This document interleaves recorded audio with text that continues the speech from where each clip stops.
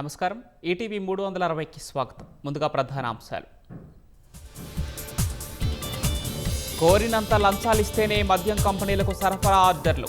ముప్పిడి అవినాష్ రెడ్డి బెదిరించారని SIT remand report. తనిఖీలు చేయకపోతే క్షేత్రస్థాయి పరిస్థితి తెలియదన్న సీఎం. మీరు వెళ్తారా, నన్నే వెళ్ళమంటారా అని అధికారులపై ఆగ్రహం. ఉద్యోగులపై క్రమశిక్షణ చర్యల విచారణలో జాప్యంపై హైకోర్టు అసంతృప్తి. పరిష్కరించే వరకు నిరంతరం పర్యవేక్షిస్తామని ఉత్తర్వులు. క్రికెట్లో బౌండరీలు, కబడ్డీలో ఉడుంపట్లు. హోరాహోరీగా సాగిన ప్రజాప్రతినిధుల క్రీడా పోటీలు.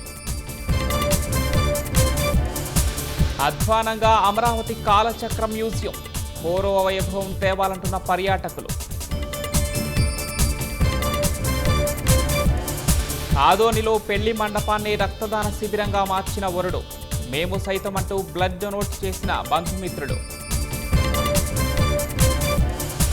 ఇరాన్పై దాడి విషయంలో ట్రంప్ సందిగ్ధత.